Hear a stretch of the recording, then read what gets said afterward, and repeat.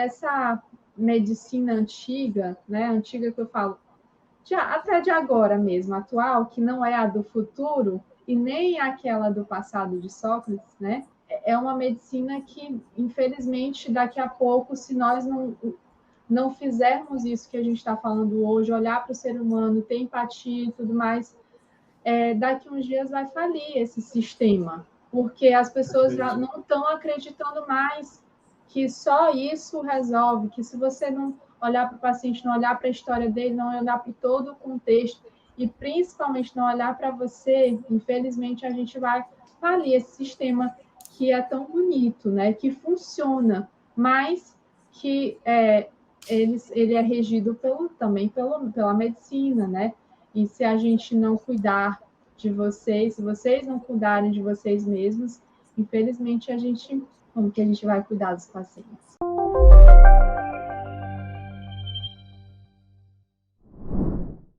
Opa! Olá! Tudo bom, Dalila? Boa noite. Tudo bem, Sidney? Boa noite. Como é que você está? Prazer Tô enorme ótimo. estar aqui com você. Prazer enorme para a gente também, viu? Seja bem-vinda nessa. A gente tem alguns nomes aqui diferentes. A gente chama de CVM Talk, né? Esse bate-papo que a gente faz aqui com convidados mais que especiais, que a gente sabe que tem sinergia com a nossa missão aqui, com o nosso conteúdo, que é ajudar médicos a viverem 100% do consultório e a exercer a medicina como sempre sonharam, né? E hoje, colegas aqui do Instagram, do YouTube, a gente está aqui com a Dalila Machado, ela que tem uma missão muito, muito incrível, né? Ela fala para terapeutas, ela tem uma missão, vocês vão conhecer mais, né? Mas ela tem aí um projeto que ajuda, né, a encontrar a origem emocional das doenças, não é isso, Dalila? Exatamente. E aí eu convidei ela hoje para falar com um médico que também é um terapeuta, né? E eu tenho certeza que vai ser um conteúdo que vai agregar muito para vocês. Então, fica aqui com a gente que eu tenho certeza que vai ser um conteúdo transformador. Dalila, gratidão por ter aceitado o convite, por estar aqui com a gente. E já se apresente aí com as suas palavras para a nossa audiência, por favor. Oi, gente, tudo bem? Prazer enorme estar aqui com vocês. Primeiramente, eu quero só explicar a vocês que são meus seguidores, que são acostumados, eu olho sempre para cá, né? Mas hoje a gente está transmitindo ao vivo no YouTube e o Dr. Sidney geralmente utiliza uma outra plataforma, então a gente vai focar mais aqui, mas de vez em quando eu vou olhar para cá. Então, gente, eu sou Dalila Machado. Hoje eu estou mentora de terapeutas, né? Com muito orgulho. Nós desenvolvemos um método ao longo de muitos anos, né?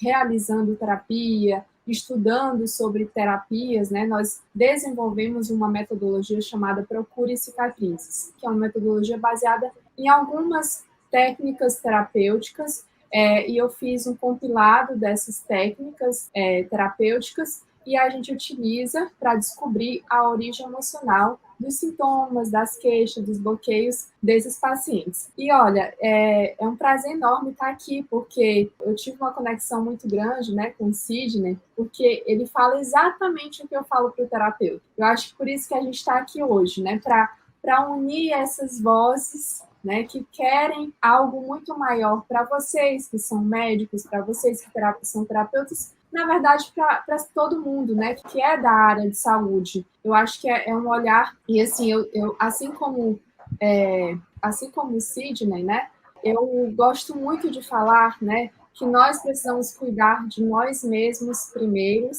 primeiro, né, cuidar da nossa saúde, cuidar do nosso emocional, cuidar da nossa vida pessoal, né, enfim, antes de cuidar da vida profissional. E aí eu acho que é sobre isso assim que a gente vai falar aqui, focar hoje muito nesse tema, né, para vocês que não são terapeutas, mas que são médicos, mas que cuidam dos seres humanos. As pessoas dão, na verdade, a vida para vocês, no sentido de confiar, né, a vida para vocês, confiar realmente aquilo, né, a saúde, o cuidado, confiar no seu cuidado para com essas pessoas, para com esses pacientes. Bom, então é sobre isso que a gente vai falar. E agradeço, né, o convite. né, do Sidney aqui, porque eu acho que vai ser muito legal. Fica até o final que a gente vai fazer muita coisa legal aqui com vocês. Que massa, que massa.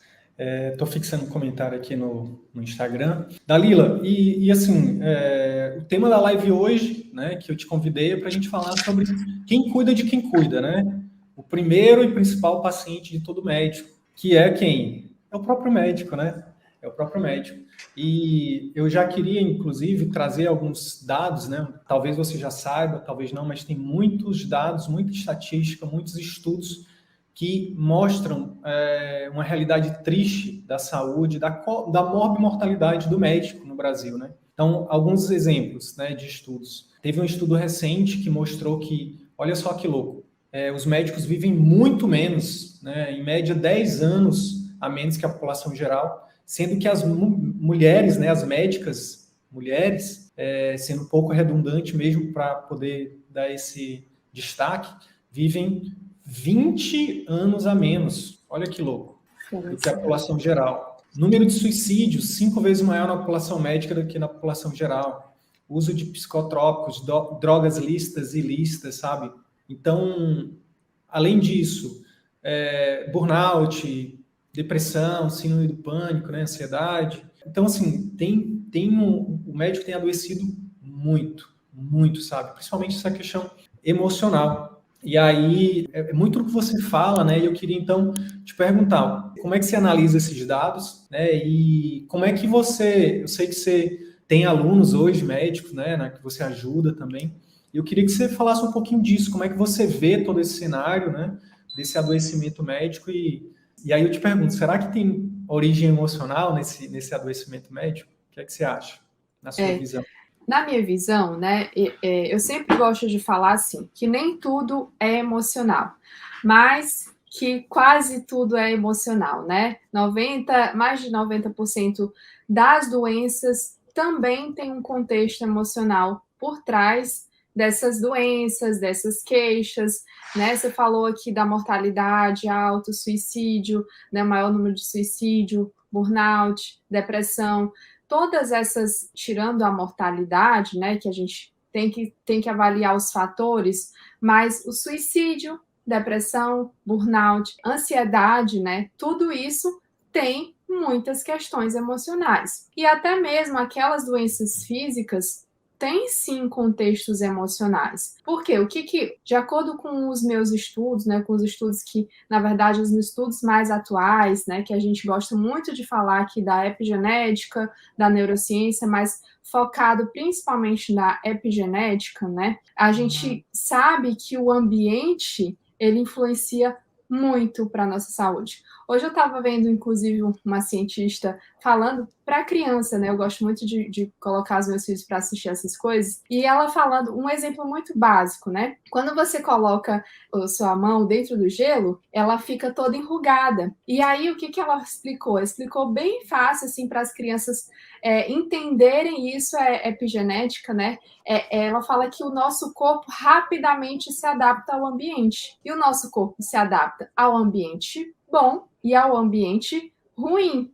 Esse ambiente que muitas vezes é ruim, é estressante, às vezes também sem propósito, sem um porquê, sem um para quê. Talvez a corrida por dinheiro, você não mata só um leão por dia, você mata 1000, porque você está ali. E você fala muito, né, para os médicos viverem de consultório, mas eu entendo também que eles têm que viver de consultório e não sobreviver, né? Eu sei que você fala muito sobre isso. E essa luta, né, diária, né? A gente sabe que o cortisol vai lá para cima, todos os níveis de estresse, né? Todos os hormônios relacionados ao estresse, né? Que são coordenados justamente ali pelas glândulas suprarrenais, né? E todo um contexto neurofisiológico que está por trás disso que gera o adoecimento. A gente pode sim investigar causas físicas,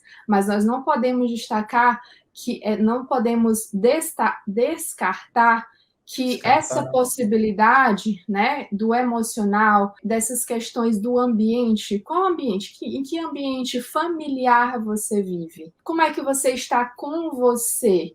Qual que é o seu propósito? Será que você está vivendo do seu propósito? Né? Será que você está vivendo realmente a sua missão, aquilo que você queria? Você quer realmente servir? Né? Você serve para o todo? Ou realmente você está... Eu me perdi aqui. E aí, muitas vezes, a gente vê também um paciente ou um cliente que não é atendido da melhor forma. E aí, gera um ciclo vicioso, né? Esse cliente que não é atendido da melhor forma, ele sai falando mal de você, e aí você se estressa mais, e aí você adoece mais, e aí você corre para lutar por mais pessoas, né? Então, esse ciclo... E aí a gente poderia, né, destacar aqui alguns pontos, né? Talvez dá tempo ou não, vai dar tempo ou não de destacar alguns pontos sobre depressão, por exemplo, e aí eu posso falar um pouco mais sobre isso. Mas eu acredito que sim, todas essas, o número, né, de doenças e a mortalidade alta se deve sim aos fatores estressantes, não só do ambiente de trabalho, mas também do ambiente em que você vive, que também é familiar e tem os outros aspectos também, né? Perfeito. Inclusive, deixa eu te dar mais um pouco de contexto, né? Um pouco mais, agora, além dos estudos, trazendo para o nosso micro-universo aqui, né? Que a gente está chegando aí em uma comunidade de quase 1.000 médicos, né? Que a gente ajuda. E, assim, eu tenho brincado, tenho feito a analogia seguinte, Dalila, que a vida do médico é que nem o Instagram. Né? No Instagram tudo é lindo, né? As pessoas às vezes botam uma foto lá no Instagram, e aí uma foto com a família, uma foto na praia, às vezes até usa uma foto, posta uma foto para as pessoas pensarem que está no lugar e a pessoa não está. A vida do médico, infelizmente, né? Todo mundo acha que quando fala de médico, todo mundo, nossa, é rico, nossa, é bem sucedido, mas é muito triste, assim, a realidade da vida do médico no Brasil. Infelizmente, sabe? Por quê? Porque olha só esse ambiente, olha só esse círculo vicioso, como a gente chama. Não sei se você trouxe isso, se você viu isso em algum conteúdo algum conteúdo nosso, Não, ou se você realmente... A gente fala do círculo vicioso e do círculo virtuoso. A gente ajuda o médico a sair do círculo vicioso para que ele crie o próprio círculo virtuoso, que é o nome do nosso projeto aqui. O que é um círculo vicioso, Dalila? É exatamente o médico que se submete a trabalhar em locais onde ele não consegue exercer a medicina com autonomia e com liberdade, sabe? Em lugares onde existe tipo uma ordem de que tem que atender rápido, ou então é um sistema onde que, se ele for atender com qualidade, ele paga para trabalhar. Exato. Por exemplo, atendimento plano de saúde, clínicas populares, paga-se para o médico, em média, tá? Em média, alguns lugares é mais, outros é menos, R$50 por consulta. Por consulta. E aí o médico também, eu coloco uma parte, né, de responsabilidade nisso, nesse cenário, não só no mercado, mas na formação médica. A formação médica forma o médico só para ser esse prescritor, né, esse diagnosticador rápido. E o que está por trás disso é que, olha só, você acaba resumindo, o médico acaba se submetendo a atender a cada 5, 10 minutos um paciente. E aí, obviamente, é humanamente impossível você fazer fazer um atendimento de qualidade. E aí, a consequência disso é o quê? Além do paciente não ter resultado, não ficar satisfeito, esse médico, ele entra numa estafa, né? Um estresse crônico, né? Outra coisa também, a gente lida com sofrimento, né? O burnout, eu estudei bastante sobre burnout, né? Fiz até algumas apresentações, algumas aulas sobre isso. E o burnout está muito relacionado também ao tipo de profissão. Por isso que professores, policiais, profissionais de saúde, eles têm um fator de risco maior porque lida com estresse diário. Os pacientes não vão assim, procurar um médico porque, sabe, até pode ir. Eu estou muito bem, deixa eu ir visitar o meu médico. Mas essa é uma exceção, não é a regra, né? Então, trabalha-se muito com baixa remuneração, com baixa autonomia, com baixa liberdade. Esse médico, com o tempo, ele vai se desgastando da própria saúde. Os relacionamentos que é uma das coisas que tem mais a ver com a nossa felicidade, é os relacionamentos. Eles ficam abalados. Tem uma pesquisa recente que mostrou que o médico é campeão em divórcio. Olha que triste. 30% dos médicos, numa pesquisa dos últimos 10 anos, né? Acho que foi 2012 essa pesquisa, mostrou que 30% dos médicos que participaram da pesquisa se separavam.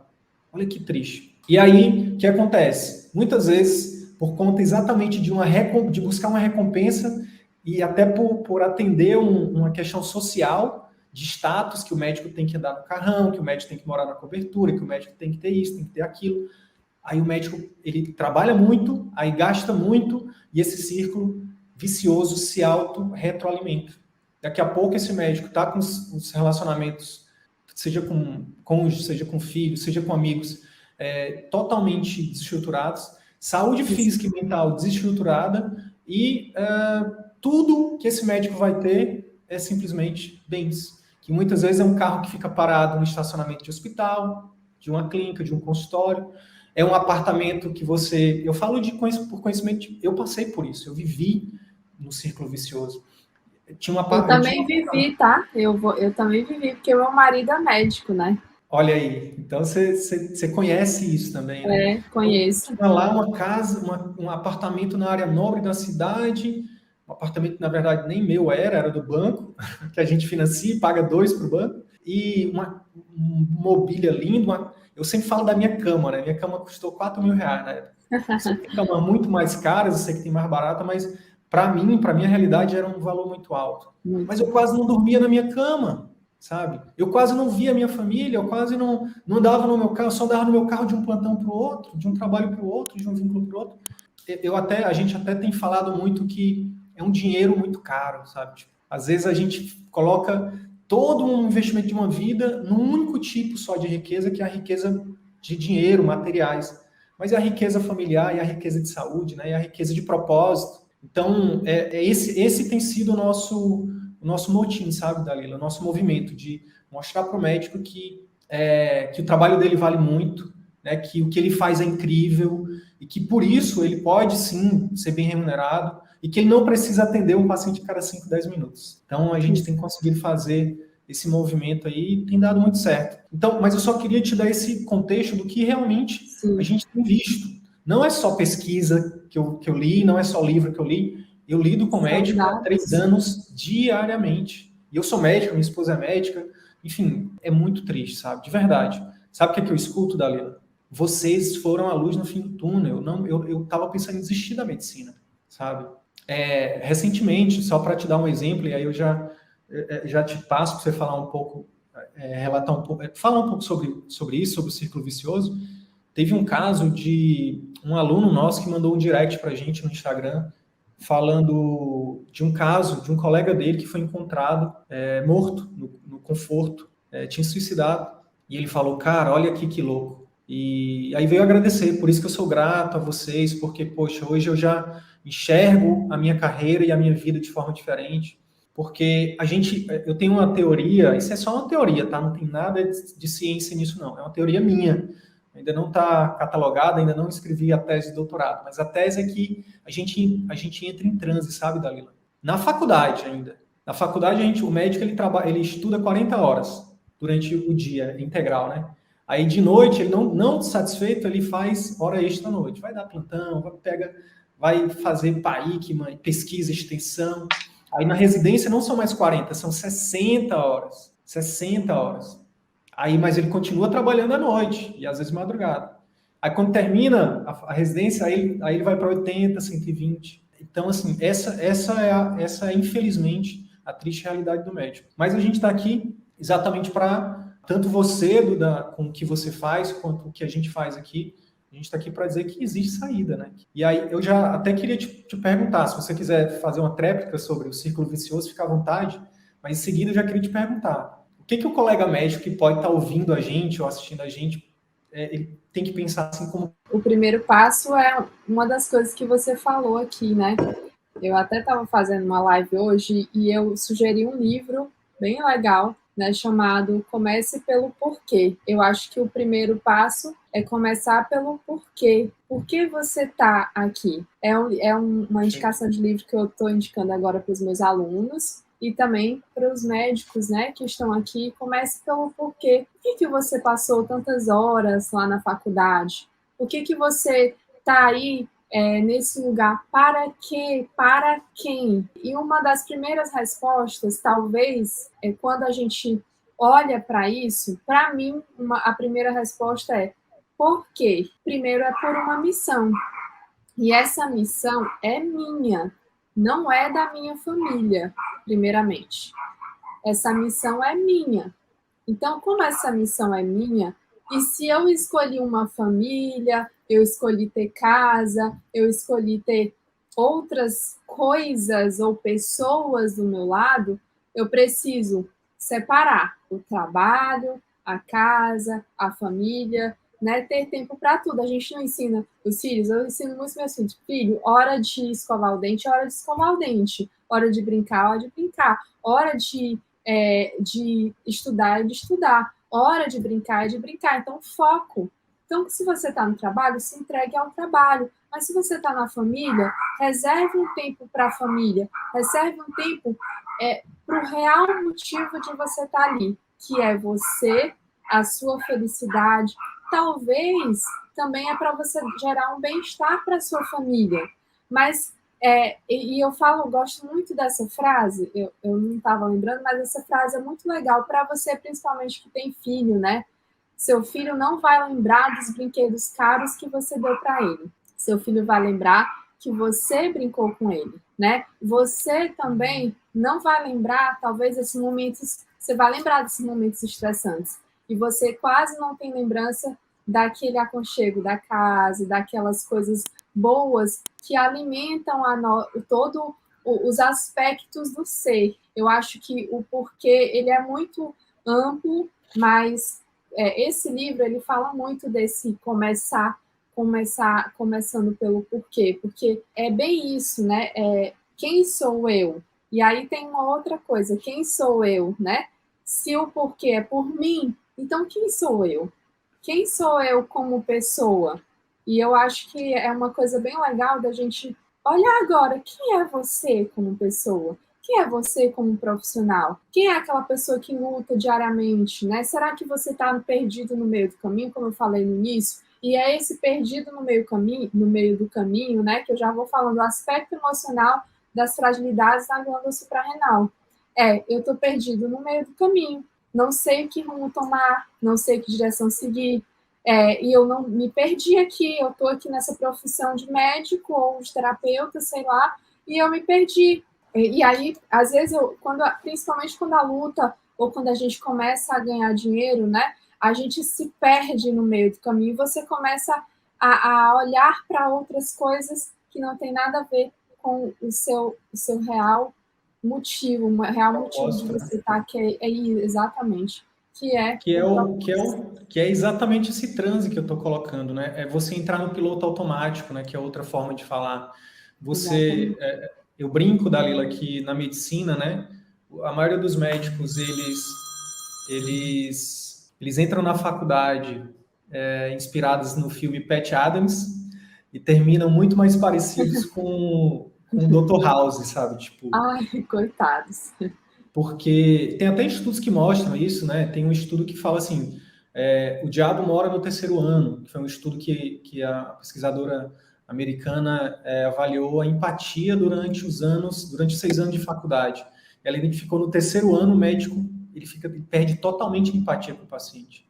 E pasme, o terceiro ano é exatamente o ano em que, no estudo lá, né, e que na maioria das faculdades, o aluno tem contato com os pacientes. Então, é muito triste ver que a formação médica, a própria formação médica, não vou nem falar que ela é a causa, mas ela pelo menos deveria não ser ela deveria pelo menos fazer alguma coisa para que isso não, tentar fazer com que isso não acontecesse, que o médico que não tem empatia, ele pode ser PhD em Harvard.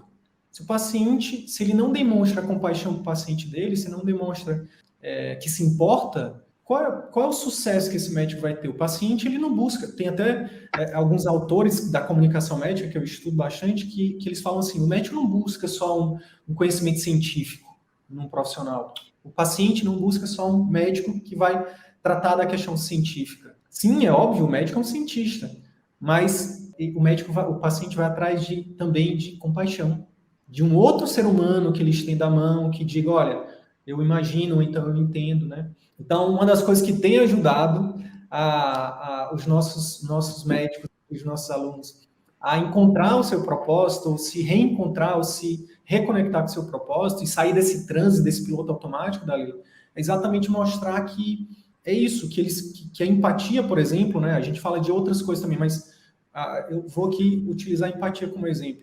Que ele utilizar a empatia, né? Que ele ser empático, e então, quando ele consegue demonstrar empatia, e detalhe, eu aprendi e temos conseguido ajudar médicos a treinar a empatia. Olha que massa. É uma habilidade, é treinável. E quando eles colocam isso em prática, né, é algo que o dinheiro não compra, sabe? E aí eles se reconectam com o propósito deles, que foi o que? Ajudar outras pessoas. Né? Porque não adianta muito você só dizer, olha, você tem tal diagnóstico e o tratamento é esse. Até tem estudos que mostram também que a forma como a gente informa o diagnóstico influencia muito na adesão à terapia. Total. E aí, que acontece? Quando esses médicos começam a se reconectar com os pacientes, a escutar, fazer o escuta ativa, que é outra coisa também que a gente aborda bastante, a envolver o paciente no tratamento, a demonstrar empatia, compaixão, né, demonstrar que se importa, e forma um vínculo, né, médico-paciente de verdade, afetivo, isso tem ajudado nossa comunidade de médicos aqui a realmente a ter um salário emocional, né? Porque não é que o médico não ganhe bem, o médico ganha bem. Tem estudos aí que o médico é um profissional mais bem pago do Brasil, comparando com o restante das profissões. Mas o problema é que ganha-se bem, mas o preço disso é muito alto que o médico paga hoje. Insatisfação como profissional, problemas, falta de tempo para se cuidar. Como é que o profissional vai ter tempo para se cuidar se ele está dando 60 plantões por mês, se ele sai de um vínculo, vai para outro, muitas vezes come dentro do carro, fast food, academia, só fala de academia no consultório, na hora de fazer academia não faz. Então, é complicado. Então, a gente entendeu, Dalila, que uma das formas que a gente tem ajudado esses médicos a se reconectar é exatamente isso. A gente tem uma lista de livros que a gente indica para os nossos pacientes, e tem um livro, eu não sei se você conhece ele, mas vou até falar para a tua audiência aqui também, que é um livro incrível, que também me ajudou a encontrar o meu propósito. Chama O Velho e o Menino. Conhece? Ai, eu conheço, mas eu não tenho esse. Eu acho que eu não tenho esse livro. É incrível. Vou anotar aqui. O Velho e o Menino, Roberto Tranjan. É incrível. E ele fala de 5 desígnios, né? Um deles, por exemplo, é o que você trouxe. Ele fala do sentimento de oba ou de ufa. Ele fala assim, para você descobrir o seu propósito, algumas coisas que ele traz. E aí são perguntas. Quando você faz o que você faz hoje, você tem uma sensação de oba, tipo, oba, hoje é dia de atendimento. Ou ufa, vou ter que ir para o consultório mais um dia. Se você está falando muito ufa, significa que isso provavelmente não está conectado com o seu propósito, ou a forma como você está fazendo isso não está conectada com o seu propósito. Porque muita gente acha que não, acho que eu vou mudar de profissão porque meu propósito não é com a medicina. E a gente vem, Dalila, e usa o veículo atendimento particular como forma de fazer esse médico se reconectar com o propósito dele.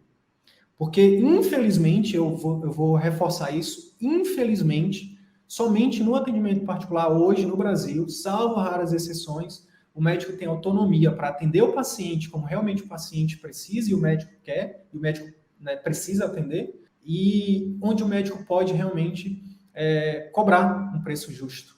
Né? Nos outros locais, o médico é submetido a atender, não tem controle sobre a agenda, não tem controle sobre a remuneração. Muitas vezes o médico ele é incrível, tem um conhecimento técnico incrível, está lá pronto para fazer, por exemplo, um procedimento. mas aí chega lá, não tem o material. Então, imagina isso dia após dia, dia após dia. Eu vivi isso, pelo menos por uns 8 anos, e isso é extremamente frustrante. Muita gente crucifica o médico, né? Demoniza o médico, mas eu reitero aqui, né? A vida do médico é muito difícil. É muito difícil. E é por isso que a gente faz o que a gente faz, porque a nossa bandeira não necessariamente é pelo médico, mas é pela boa medicina, sabe? Uhum. É muito legal, eu acho que é muito interessante essa coisa que você falou da empatia, né? Eu falo muito, assim, e uma coisa interessante, né? Principalmente para quem atende, né? Uma demanda muito grande, que não consegue nem olhar para o rosto do paciente, né? O paciente não consegue ver que aquele médico é bom, porque ele não consegue, a demanda é tanta, né? Que ele não consegue olhar. E aí, eu vou até adiantar aqui um caso que não é de um médico, mas aí eu vou colocar o lado do paciente, né? Uma vez uma paciente chegou no meu consultório e falou, Dalila, o médico falou que eu tinha um nódulo, um tumor, né? Mas ela disse que ele falou com tanta agressividade, assim, você não foi com agressividade, mas foi totalmente sem empatia. Olha, você tem isso aqui, pode ser isso, e já foi falando completamente só o lado negativo, né? E isso, eu entendo vocês, eu vejo vocês. Eu vejo que também não é que o médico é ruim, é que provavelmente naquele dia o dia não foi bom, ele não consegue ter um gerenciamento emocional para que ele separe as questões negativas dele e do paciente. E aí ele está ali tão agitado por essa coisa de ter muito, né, de muito paciente, talvez nem poder cobrar tanto por isso, né, porque ele tem uma demanda muito grande e tal, enfim. E aí ele não pode cobrar mais, porque ele não pode ter um atendimento de excelência, né? Eu entendo também isso. E aí a gente também se coloca no lugar. Eu me empatizo por esses médicos, porque eu também, e vocês têm que ter empatia por você. Caramba, eu falei algo errado, então como que eu posso falar de um jeito positivo? E aí ela foi lá no consultório, falou muito mal, assim, e aí eu fui me colocar também nesse lugar, né? Eu falei, ó, olha, talvez ele não estava num dia legal. E aí aí depois ela voltou lá e ela voltou de novo no meu consultório e falou, Dalila, realmente ele não estava num dia legal. Eu fui lá no outro dia, ele me falou coisas melhores, só que eu já tinha levado aquilo para mim. Então vocês têm que ter cuidado, né? Temos que ter muito cuidado de como a gente fala, aborda, e principalmente é esse gerenciamento emocional que faz com que você separe essas questões. E se está tendo muito essas questões, então vamos olhar para isso, vamos cuidar, porque o sucesso é muito relativo, né? Quando a gente fala de sucesso, a gente fala muito de financeiro, mas o sucesso ele é muito, tem todas os outros aspectos do ser, né? Não adianta você estar ali bem, você está achando que você está muito bem, muito bem, muito bem de um lado, estou ganhando muito dinheiro, não sei o quê, mas do outro lado você está fodido, desculpa a palavra. E aí, né, você não vai cuidar bem desse outro lado, porque esse outro, isso tudo é esse ciclo que a gente estava falando aqui, né? E aí, voltando aqui a essa paciente, então a gente acolheu, a gente recebeu, olhou o aspecto emocional, ela fez o tratamento que deveria fazer, não era um tumor, ou seja, ele deu um diagnóstico precoce de forma negativa. E aí pode gerar muitas consequências emocionais, porque realmente vocês, os médicos, têm um poder muito grande quando vocês falam algo, né? Quando os médicos falam alguma coisa, tem uma carga muito grande. E essa carga pode ser muito positiva, dependendo da forma como é abordado, né? E tem uma carga negativa, também dependendo. Não é que a gente não vá dar notícias positivas, mas é que tem como, né? O doutor Sidney sabe muito bem que tem como a gente dar notícias negativas de forma positiva, né? E aí, enfim, tem todos esses aspectos. Eu até tenho também um exemplo da minha irmã, mas pode falar aí o que você quer complementar sobre isso, que depois minha irmã também é médica, E aí eu quero falar um pouquinho sobre uma das decisões que ela tomou exatamente sobre isso. Perfeito. Não, eu queria, na verdade, te perguntar, você falou sobre gerenciamento emocional, e eu queria que tu falasse um pouquinho mais sobre isso, porque Muito legal. isso aqui mudou minha vida também, assim, essa parte de inteligência emocional, que era outra habilidade, outros conhecimentos, outras competências que, infelizmente, a gente não tem acesso, né, na vida, na escola, de uma forma geral, na nossa formação, né, como na nossa formação profissional. É muito voltado para o conhecimento técnico, para as hard skills, e pouquíssimo conteúdo, né, em alguns locais nenhum mesmo, sobre essas outras habilidades que são hoje, pesquisas mostram que, falando não só de sucesso, mas de sucesso e felicidade, as soft skills, né, são muito importantes. Então, o gerenciamento emocional, para mim, eu tenho muita clareza disso, Dalila. Eu sou uma pessoa antes e depois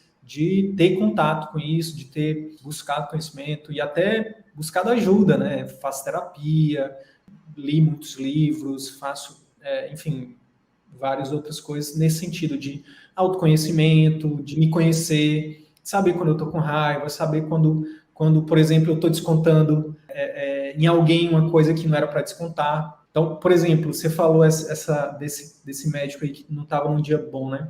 Eu penso que uma dica prática para os colegas para saber que ajuda a sair desse transe, né, desse piloto automático, começar a se auto-perceber. Por exemplo, teve uma das histórias que fez com que eu mudasse totalmente a minha vida e saísse do círculo vicioso e buscasse o meu círculo virtuoso, eu estava de plantão no hospital público, na época eu trabalhava para uma cooperativa, era um ritmo de 36 horas, 42 horas de plantão, direto, sem dormir, sim, a gente dormia no hospital, né? Aqueles colchões cheios de mofo, né? Aquela comida. Sei como é. Enfim, aí eu fui atender uma pessoa lá, a pessoa estava, se não me engano, há 2 semanas sem procurar o médico e com sintomas. Aí olha só o grau de onde o profissional chega, né? Por estar, infelizmente, nesse círculo vicioso. A pessoa demorou 2 semanas para procurar ajuda. Quando ela procura, o que o profissional faz? Briga com ela. Como é que a senhora só está 2 semanas com esse problema e só agora a senhora procurou ajuda, não sei o quê? Rapaz, eu levei-lhe uma chinelada, assim, eu levei-lhe uma chamada de atenção dessa mulher que aquilo me deu uma chacoalhada, sabe? Tipo, porque ela realmente, ela veio para cima de mim, sabe? Ela disse, quem o senhor acha que é? Eu tô aqui, não sei o quê.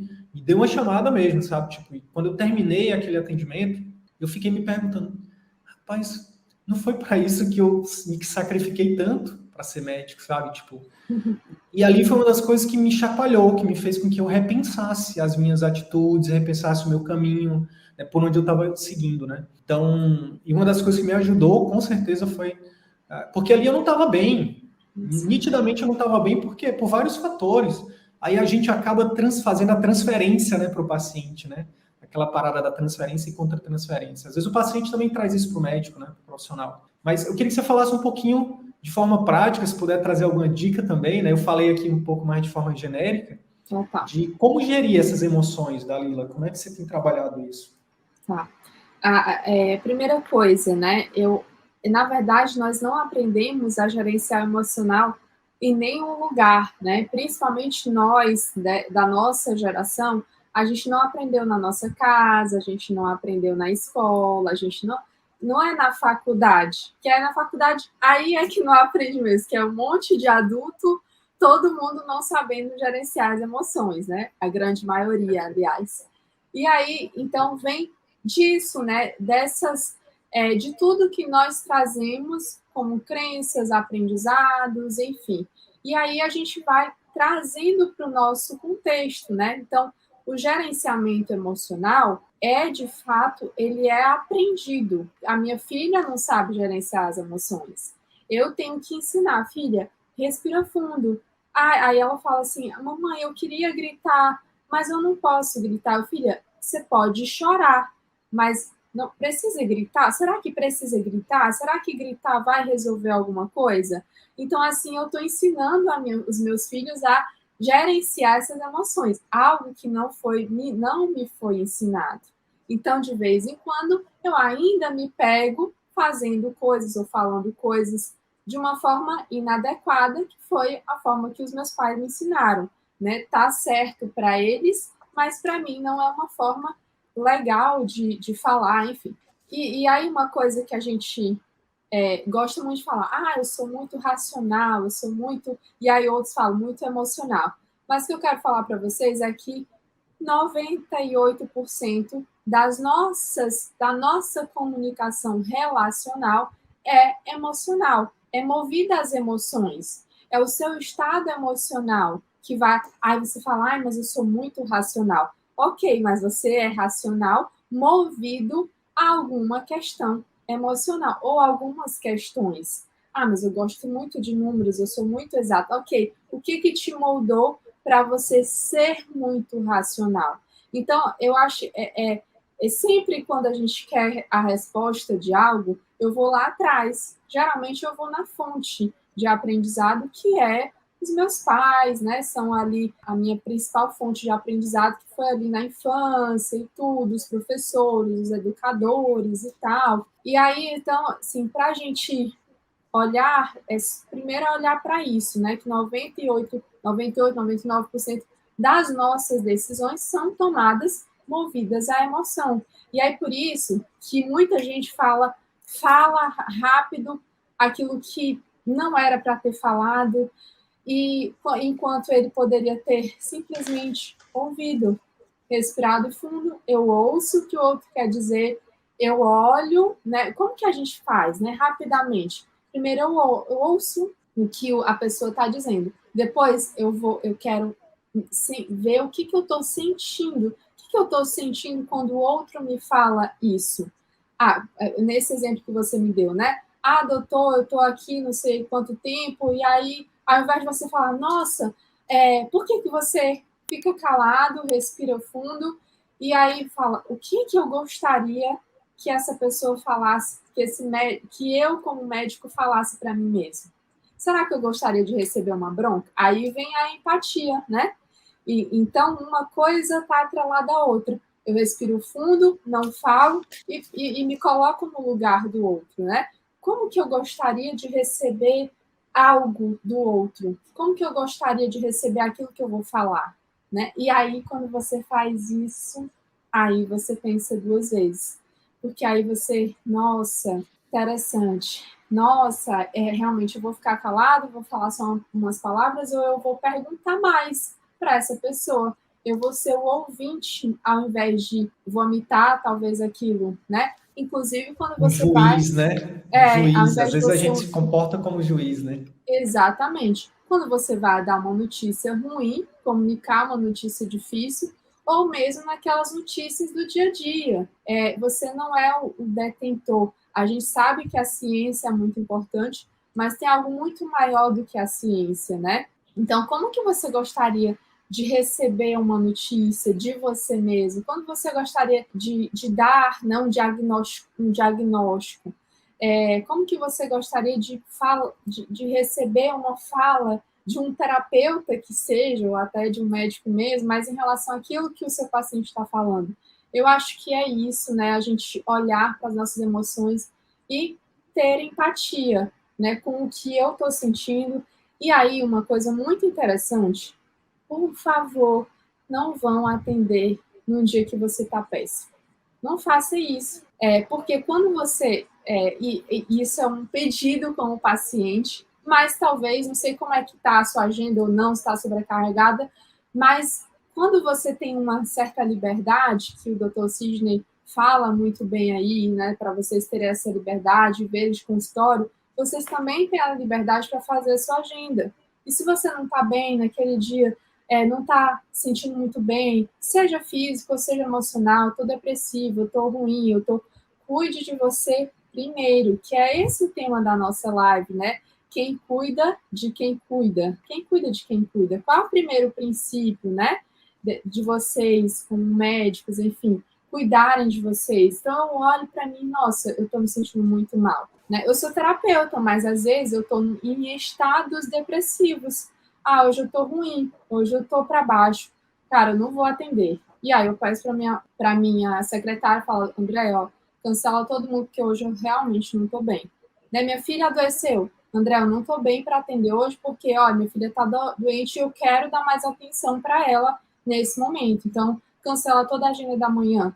Porque eu não tô bem. Se eu vou cuidar do outro, mas eu não tô cuidando daquela pessoa que eu fui destinada a criar, que é o meu filho, que sou eu mesmo, né? Eu acho que tudo é realmente a questão de sentir. Nós sentirmos, eu tô sentindo que tá me incomodando isso que o outro tá falando. Por que tá te incomodando? Então vamos pesquisar mais. Nossa, você trouxe muita coisa bacana aqui que eu queria fazer uma. A gente está na tréplica aqui agora, né? Primeiro, eu queria só falar, Dalila, que eu acho que até vai ser legal para você colocar no seu repertório. Eu acho que você vai gostar do que eu vou falar aqui, que é em relação à questão das palavras, né?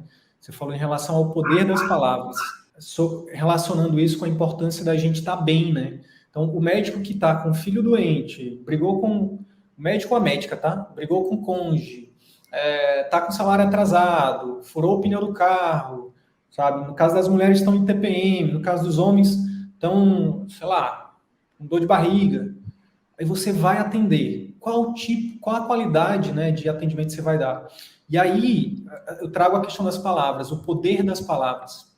Teve uma colega médica que é professora de comunicação médico-paciente.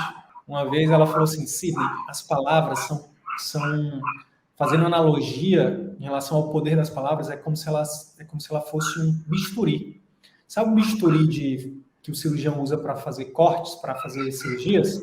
As palavras são como bisturis. Se você usá-las de forma adequada, elas salvam vidas. Elas cortam, mas salvam vidas. E se você usar de forma inadequada, elas tiram vidas, elas machucam.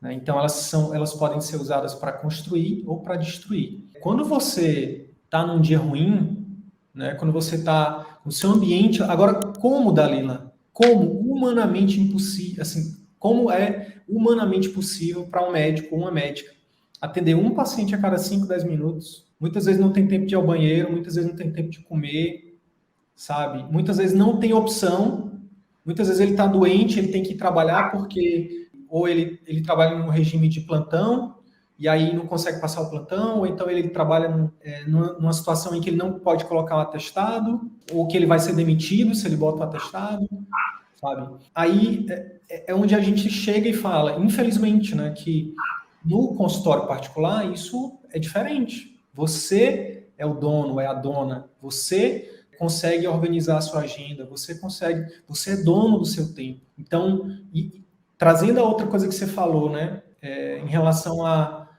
pensar antes de falar, a respirar antes de falar, né, a ouvir e tudo mais. Quando você tem uma fila gigantesca que não termina, é humanamente impossível. É humanamente impossível. Eu te falo porque eu já vivi isso, sabe? Eu já vi isso em vários locais, de várias formas diferentes. E nós somos humanos. Eu falo muito, Dalila, que a gente cai em algumas armadilhas que fazem a gente entrar no ciclo vicioso. Uma delas é que nos vendem a ideia de que o médico, o terapeuta, né, ele é um super-herói. Você não pode dizer não, nunca. Você tem que dizer sempre sim, você tem que submeter a tudo, porque você é um herói, você tem que salvar todo mundo. E a gente levanta a bandeira, desconstrói isso, dizendo que não, nós não somos heróis, nós somos seres humanos. Antes de ser profissionais, nós somos seres humanos. Que a gente sangra, que a gente tem fome, que a gente tem necessidades fisiológicas, que a gente tem família. Emoções.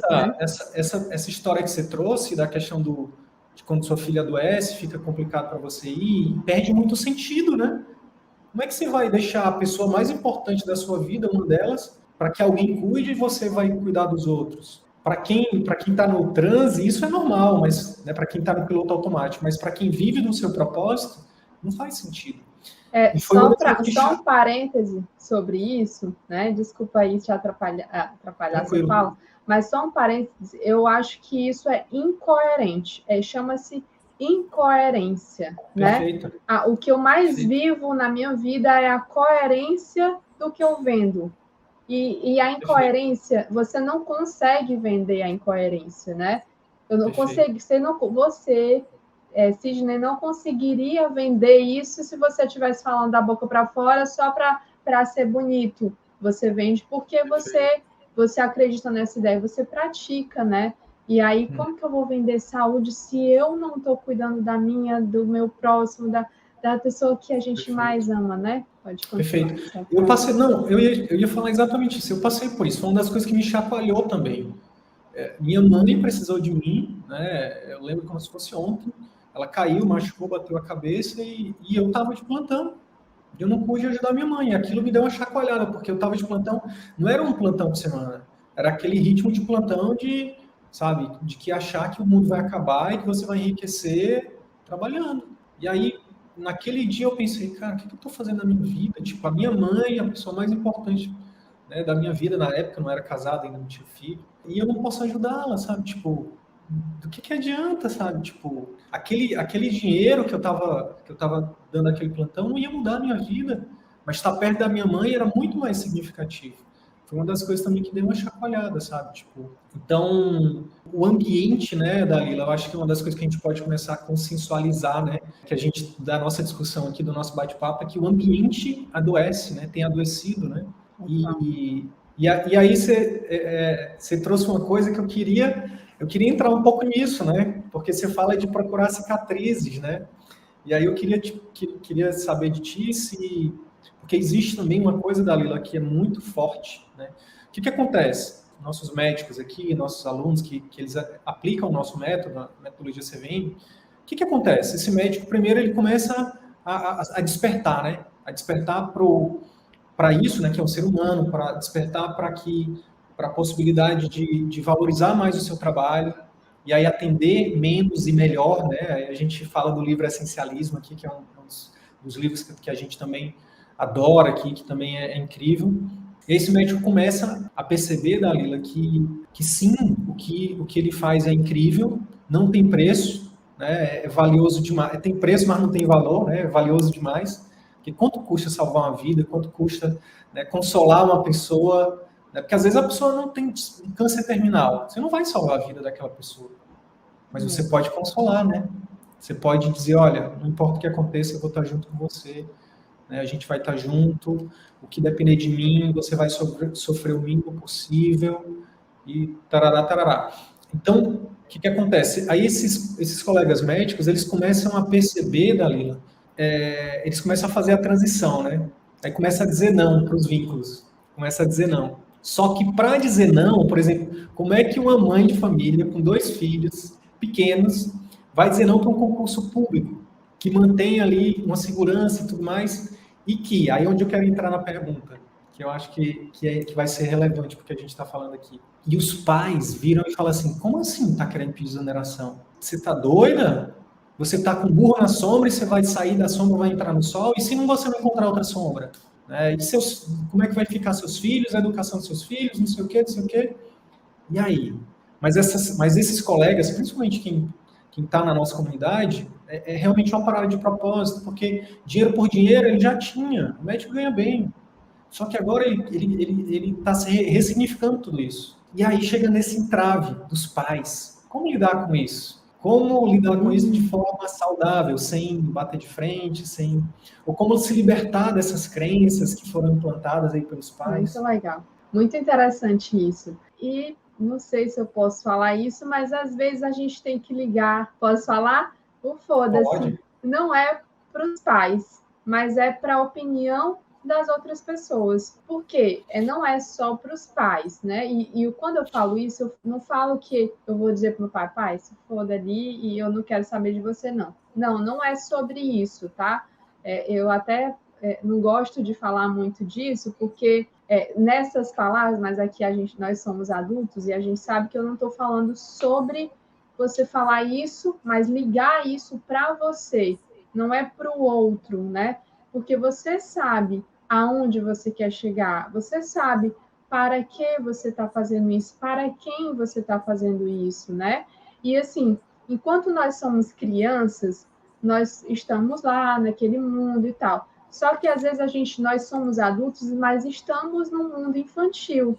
em que aquela crença, aquele pensamento, aquele sonho, e eu sei que muitos médicos são médicos pelos sonhos dos pais e não pelos seus sonhos, né? Perfeito. E aí, então eu estou alimentando um sonho que é do outro. E não tem problema nenhum você estar no sonho do outro, sendo que você também está realizando o seu sonho. Ok, mas você já realizou o seu sonho, também está dando de presente isso, mas quando a gente fala assim, ó, pai, tá aqui, eu sou médico. Pronto, agora eu vou viver o meu propósito como médico, que agora você realizou um sonho que é seu, dos seus pais, e agora você vai realizar o seu sonho, o seu propósito, a sua meta de vida. E aí eu tomo como exemplo eu mesma, né? A minha mãe, quando eu fazia cursos e tal, e eu vim da fisioterapia e migrei para essa área de terapias, né? Desde quando eu me formei, eu já me preocupava com isso. Então, eu me formei em 2009. Em 2009, eu já fiz o primeiro curso de terapias integrativas, ainda na faculdade. Por quê? Porque eu queria ter esse novo olhar, que não era só aquilo de mobilizar paciente e tal. Não, eu queria algo mais. E aí, os meus pais, minha mãe falavam, Dalila, você não está gastando dinheiro demais? Dalila, você não está fazendo curso demais? Dalila, tu não sei o quê? E até hoje, né? Menina, tu viaja muito, menina. E aí, eu fico calada, em silêncio. Pois é, mas eu estou fazendo o que eu amo. E para mim, eu estou dizendo, uau, ok, eu estou realizando o que eu gosto, eu estou fazendo o que eu quero e eu estou feliz fazendo isso. Inclusive, eu ensino meus filhos, tá, Sidney? Às vezes eu estou viajando, às vezes eu passo 10 dias. E aí eu ligo para os meus filhos, mamãe, estou com muita saudade, filho. E eu falo assim, meus filhos, mamãe está com muita saudade, mas sabe, eu estou muito feliz porque eu estou fazendo o que eu gosto, o que eu amo, o que me faz feliz. Eu amo fazer curso, vocês sabem que mamãe gosta de estudar. E aí eles ficam felizes por mim. Ficam então, orgulhosos, né? Ficam felizes, orgulhosos. E eu também os ensino, e aí talvez é bom para vocês que têm filhos, né? Eu gosto muito de falar disso.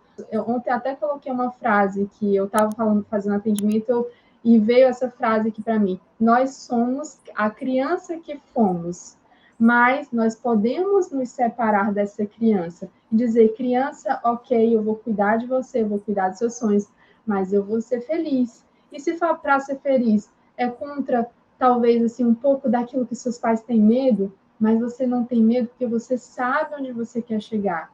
Você sabe o que você está fazendo para chegar onde você quer chegar. Só você sabe o caminho que você quer.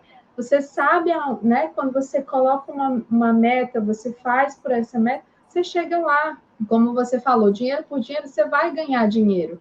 Mas faça por amor e diga para os seus pais, pai, muito obrigado, mas agora eu quero ser feliz também, não só estar aqui por dinheiro. Não só ganhar né? dinheiro, né? Não só ganhar dinheiro.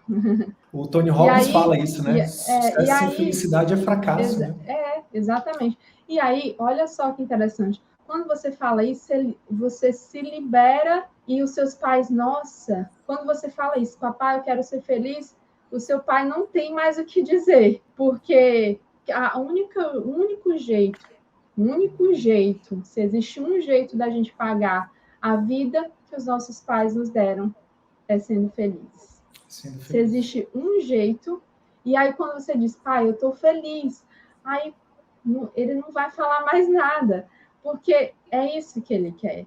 É a meta maior dos nossos pais, é isso. E às vezes eles podem até falar, mas eu queria que você, mesmo assim, ele vai ficar feliz e realizado, e ele vai falar de você, nossa, meu filho está feliz, está realizado. Eu não gostei muito do que ele fez, não, mas ele está feliz. Perfeito, que massa. Eu vou aqui vou parafrasear o que você falou, só para poder reforçar esse conceito que eu achei incrível, né? Se eu estiver errado, me corrija, por favor. Muitas vezes a gente passa uma vida sobre a guarda dos nossos pais e às vezes a gente toma decisões querendo agradá-los, né, querendo ser amado, e aí a gente se torna adulto e continua fazendo isso até o momento em que a gente pode, se isso acontecer, né, a gente pode chegar no momento em que você está num caminho em que você não pensou em você pensou nos seus pais. É como se você fosse um adulto que ainda está agindo como aquela criança sobre a guarda dos pais, né? Sendo que você trouxe de forma bem direta, dizer assim, não, você não precisa mais. Seus pais já cumpriram o papel deles, que foi primeiro te dar comida, abrigo, segurança, depois educação. Hoje você é independente. Né? Se você não é independente ainda, aí tudo bem. Talvez você ainda seja uma criança e precise realmente se tornar adulto, né? Que infelizmente é o que tem acontecido muito hoje no Brasil, né? Eu até vi hoje, ó, curiosidade, parece que vai aumentar a adolescência para 24 anos. Olha que louco. Eu acredito. Porque com 14 anos, Dalila, assim, foi uma dádiva e foi uma maldição para mim, no sentido de, com 14 anos eu era chefe de família, sabe? Tipo, sério? Tive que amadurecer muito rápido. Então, por isso que eu não tenho muito medo das coisas acontecerem, porque eu sei que se uma coisa não der certo, eu consigo fazer de outra forma. Então, hoje eu posso até falar isso, né? Que eu acho que a tua audiência também é muito disso, né? Na verdade, a maioria de nós é muito preso a isso, por isso que eu quis entrar nisso. E eu acho que é uma das coisas que adoece muito a gente e que às vezes fica lá no subconsciente. Às vezes não é só uma questão de você estar na profissão errada ou estar num emprego errado, é você não ter tomado as decisões de verdade focado no que você acreditava, né? Então, hoje, eu vivi muito isso, sabe, Dalila? Primeiro, eu escolhi ser médico e eu vim de uma família muito humilde, para não dizer muito pobre, sabe? E aí cheguei ao ápice da minha carreira, mestrado, especialidade, concursado, professor universitário, ganhando muito bem e infeliz. E aí, quando eu quis mudar uma guinada na minha vida, foi muito disso, sabe? Tipo, tive que enfrentar muita gente, a opinião das pessoas. Mas é muito libertador, né? Quando a gente realmente consegue fazer essa comunicação, né? De forma não violenta, né? Com os nossos pais. Entender que eles só querem nos proteger, né? Que eles só querem o nosso melhor. E que talvez foi o que funcionou para eles, né? Tipo, e não necessariamente precisa funcionar para você. Que massa. Dalila, você ia falar de uma história da sua irmã, que eu acho que eu te interrompi. Ah, sim, não, eu ia falar no final mesmo. Não sei se a gente está chegando ao final, acho que sim, né? Mas eu queria falar assim sobre uma história de uma médica que não vai chegar nesse ponto, né? Ela é minha irmã, ela é recém-formada e eu achei muito lindo o jeito dela já começar a olhar para isso tudo. Primeiro que eu martelo muito a questão emocional, né? E às vezes ela pergunta, Dalila, qual é a relação emocional de tal coisa, né? Ela é médica, gastro, tá finalizando a residência em São Paulo, né? Hoje trabalha no Einstein também. E aí o meu médico, o meu marido, ele faz endoscopia, né? E aí ele tem, como é que fala? Um espaço de endoscopia dentro de uma clínica. Uhum. E aí ele falou, Dali, vai ser muito bom e tal. E ela, como gasta, ele diz, olha, vai ser muito bom, muito procedimento e tal, tal, tal. Daí ela, ai, legal, eu quero isso. E aí quando ela fez, por incentivo meu, uma especialização em terapias, em medicina integrativa, acabou. Ela não quis mais. Ela falou, não, eu não quero um consultório lotado de só fazer procedimento, né? Eu quero algo, e isso não é que está errado, não, tá? Meu esposo faz isso e está tudo bem, ele é feliz assim.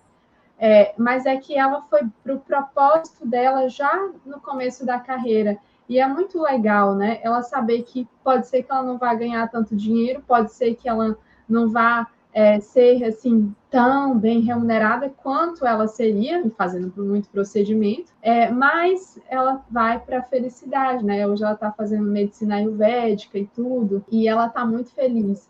E assim, como a gente conversa muito, né, sobre essas questões emocionais. E uma certa vez ela estava, e aí foi isso, mas que despertou nela essa vontade de ser quem ela era como médica. Ela estava lá no serviço maravilhoso de gastro e tal, que é nesse serviço que ela faz a residência. E aí a chefe, né, teve um paciente muito grave, né, com questões gastrointestinais e tal. E aí a médica falou, não, é assim mesmo e tal, a queixa da paciente é assim. E aí meio que não olhou para a paciente, olhou para aquela parte, né, que é o diagnóstico. E também a clínica, não, a clínica é assim mesmo e tal, tal, tal. E aí minha irmã falou, Dalila, e aí eu fui conversar o que estava acontecendo na vida dela, como que ela estava e tudo mais. E a paciente, doutora, eu estou passando por um problema familiar. E aí ela começou a conversar e ela começou a melhorar um pouco mais. E aí, enfim, e aí a médica, né, a paciente falou assim, eu não quero ser atendida mais pela chefe, eu quero ser atendida por você, né, uma mera residente. E aí a minha irmã ficou muito feliz, né, porque ela estava realmente fazendo aquilo que ela era. E com certeza eu falei, Dali, vem para cá que você vai ser a melhor médica do Maranhão, e eu tenho certeza porque é assim, né? Quando a gente faz o que nós somos, quando a gente se dedica a esse propósito, é assim. E aí, rapidamente, eu vou contar um pouquinho da história do meu marido. Quando eu casei com meu marido no primeiro ano de casamento, eu falei assim: eu me arrependi. Aliás, nas primeiras semanas, eu falei: eu me arrependi de estar casado, porque eu trabalhava no interior como físio, e ele trabalhava aqui, e a gente se via uma vez por semana, né? Tipo assim, eu vinha, ele estava de plantão, loucura e tal, eu voltava e tal. E aí a gente teve filho. E aí ele foi, chamaram ele para o interior e tal, ganhar muito dinheiro. Eu falei para ele, eu prefiro que você fique aqui ganhando muito menos do que você vá para o interior, porque a gente precisa olhar para essa criaturinha que está aqui. E eu não vou ficar nessa paternidade sozinha. Eu quero que ele é homem, menino, e ele precisa do pai. Então, a gente precisa tomar decisões. Ou a gente vai por o dinheiro, ou a gente vai também pela nossa família, para o dinheiro, para a nossa família e para o propósito maior que é isso que a gente está fazendo, né? E aí ele largou praticamente todos os plantões dele. Enfim, foi muito legal, né?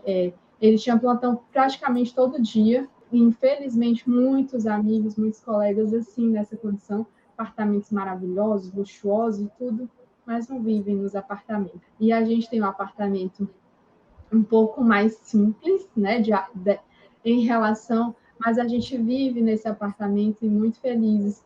E eu acho que é isso, sabe? É essa essência que vocês têm que buscar, isso que o Sidney falou. Você está no Oba ou você está no UFA, né? Baseado naquele livro lá. E aí, quando eu vou sugerir um exercício para vocês, tá? Só rapidamente, já que a gente está falando de terapia, um exercício muito simples. Quando você vai tomar alguma decisão, nossa, eu vou ver de consultório, de acordo com o Sidney, ou eu fico aqui? Você faz o seguinte, pede para sua mulher, para alguém da sua casa, escrever letra A para um e letra B para outro. E a pessoa coloca no papel. E coloca o papel e o papel virado para o chão. Você não vai ver a letra, tá? E aí você só sente A, viver de consultório, e B, talvez onde você esteja. Só sinta em cima do papel, perto do papel, qual é o lugar mais confortável. Depois você vai... E aí você vai só sentir o seu corpo. Às vezes você vai sentir que você vai para frente, isso te mostra que você realmente, que isso te impulsiona para ir para frente. Às vezes você vai sentir o papel, você está desequilibrado, e vai te mostrar que você está desequilibrado na vida fazendo o que você faz. Enfim, sinta o seu corpo e veja, isso que eu sinto me demonstra o que para mim? E é isso a realidade. Vocês vão ver que talvez viver de consultório, né, viver o propósito de vocês, viver a essência de vocês, talvez vai ser muito mais confortável. Para a grande maioria de vocês, provavelmente vai ser. Que massa, que massa. Deixa eu só ver se eu entendi, Dalila. Pedir para uma segunda pessoa, eu vou repetir, aí você me corrige se eu estiver errado. Pede para uma segunda pessoa, cônjuge, por exemplo, marido, esposa, para escrever num papel A e B, é isso? Exato.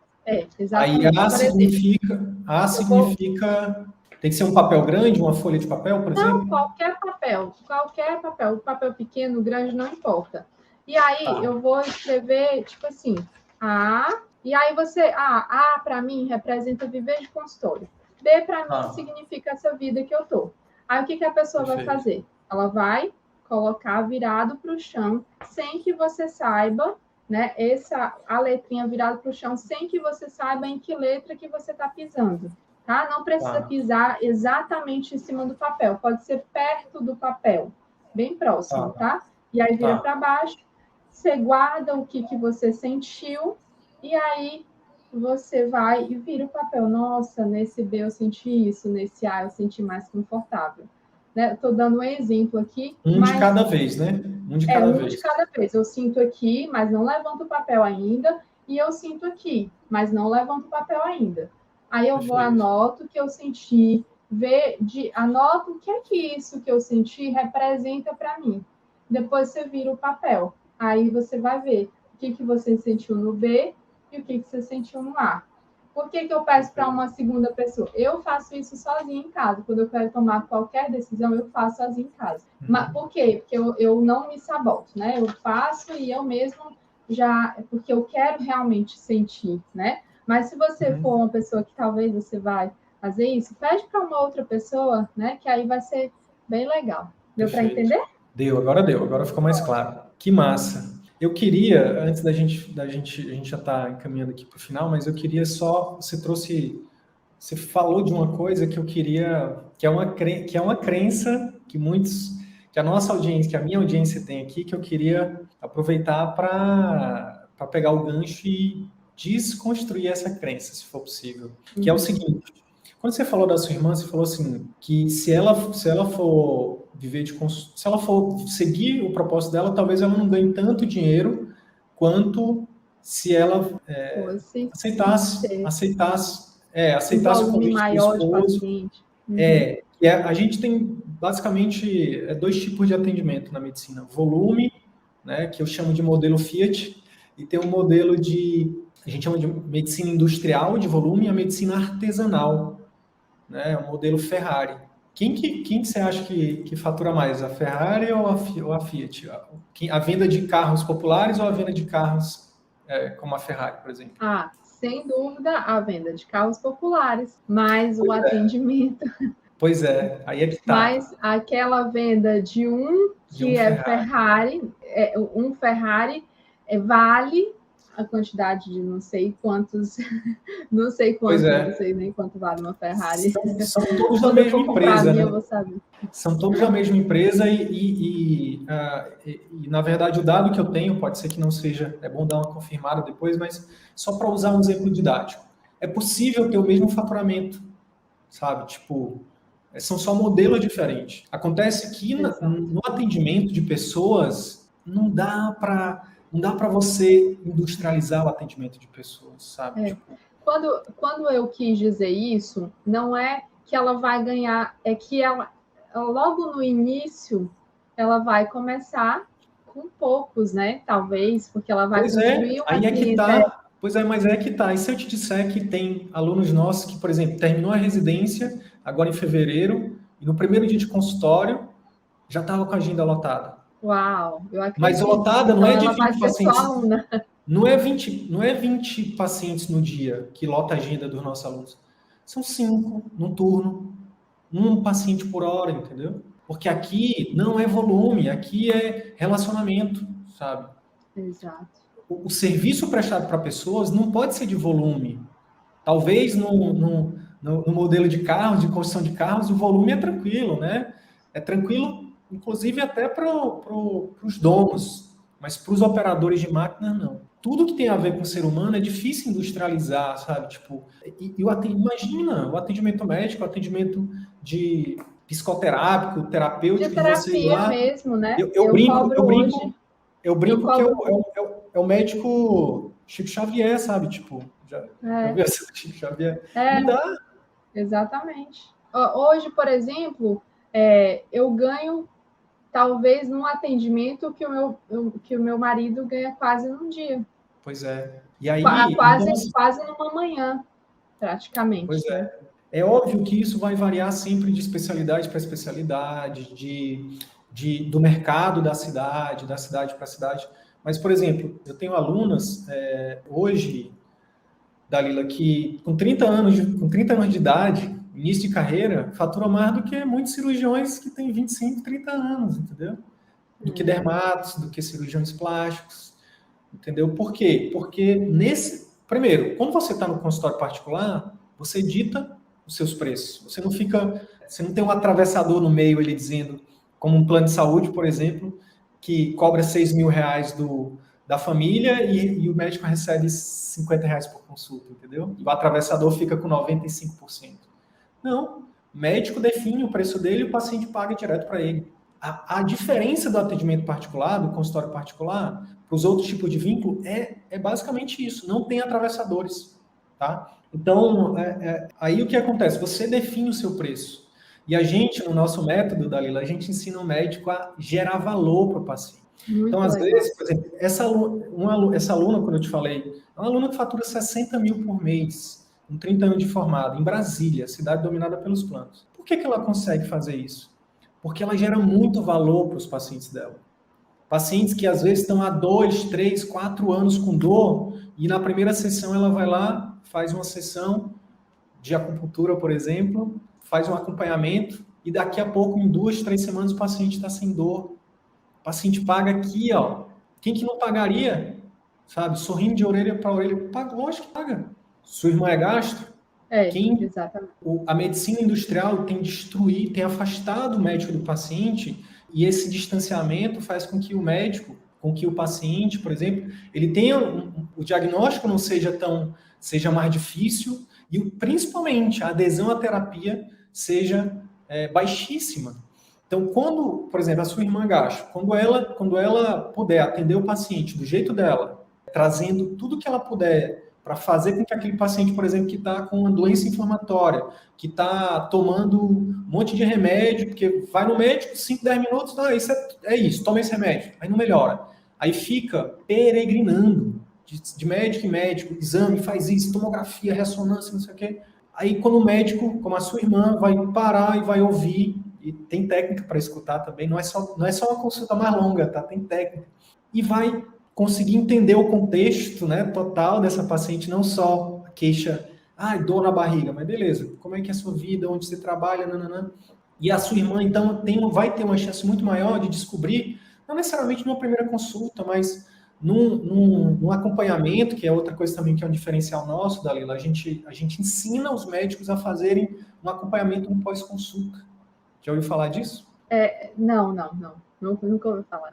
A gente conseguiu estruturar um método em que o médico consegue oferecer ferramentas e disponibilizar mais tempo para ajudar esse paciente. Que interessante, muito bom. A colocar o tratamento em prática. Por exemplo, você imagina o quanto que é difícil para um paciente tomar 2, 3, 4, 5 remédios em 3, 4, 5 horários por dia, sabe? Enfim, e às vezes tem um efeito colateral aí que era esperado e que o médico muitas vezes falou, mas o paciente não lembra, e aí o paciente vai desistir do tratamento, não melhora, e quando o médico está perto, o médico está ali, reforçando, lembrando que nesse primeiro dia você pode sentir tal coisa, é normal, não desiste de tomar o remédio. Então, quando sua irmã fizer isso, entender melhor, escutar melhor e criar um vínculo melhor, vai aumentar a chance dela acertar o diagnóstico, e quando ela oferecer um pós-consulta, né, além de outras técnicas de consulta, para que aquele paciente que está perambulando, peregrinando, consiga ter um diagnóstico assertivo e um tratamento bem feito, bingo, essa paciente que estava 2, 3 anos bolando no sistema, seja no público, seja no privado, jamais vai deixar a sua irmã. E o efeito colateral disso é o quê? Vai indicar. Gente, é o seguinte, no grupo das amigas do WhatsApp, gente, é o seguinte, verdade. Esquece tudo que vocês já ouviram falar sobre médico e gastroenterologista. Só tem uma para vocês aqui na cidade, é a doutora, vá lá. Doutora Daliane Machado. Daliane Machado, é isso, sabe? Então, por isso que o nosso motim, Dalila, é o resgate da boa medicina, sabe? E aí, aí começa a entrar o círculo virtuoso. Um paciente, depois 2, que indica outro, que volta. Aí daqui a pouco esse médico está com lista de espera, aumenta o ticket, diminui menos. Tipo, tem colegas, né, que são alunos, nossos alunos aí, que trabalham hoje 3, 4 dias por semana. E está faturando ali 25, 30 mil por mês, sabe? Tendo tempo para os filhos, tem tempo para ir para academia, tem tempo para se cuidar, né? Tem tempo para almoçar com a família, né? Para poder dormir em casa. E aí a gente fala, né? A gente fala que primeiro bote a máscara em você. Porque o atendimento de um médico que dormiu em casa, que está tendo um relacionamento amoroso, que está fazendo a tarefa dos filhos, que está levando os filhos na escola, que está estudando, que está fazendo cursos, sabe? Que se alimentou bem, que está indo para a academia, é um. E o atendimento do médico que faz o contrário disso é outro. Então, é isso que tem acontecido, né? Isso tem acontecido. Aí as pessoas às vezes me perguntam, né, Dalila, o que você faz? Aí eu falo, rapaz, eu tenho ajudado médicos a salvarem o casamento. Eu tenho ajudado médicos a se salvarem, né? A terem mais saúde. Eu tenho ajudado médicos a se reconectarem com seus filhos. E eu acho que é muito do que você faz também, né? E por isso que eu te convidei para a gente falar sobre isso, né? Porque até para ter a palavra que você trouxe, que eu achei muito, muito legal, que é a coerência, né? Como que o médico vai indicar uma mudança de estilo de vida para um paciente se muitas vezes ele está ali e ele não é o exemplo daquilo, né?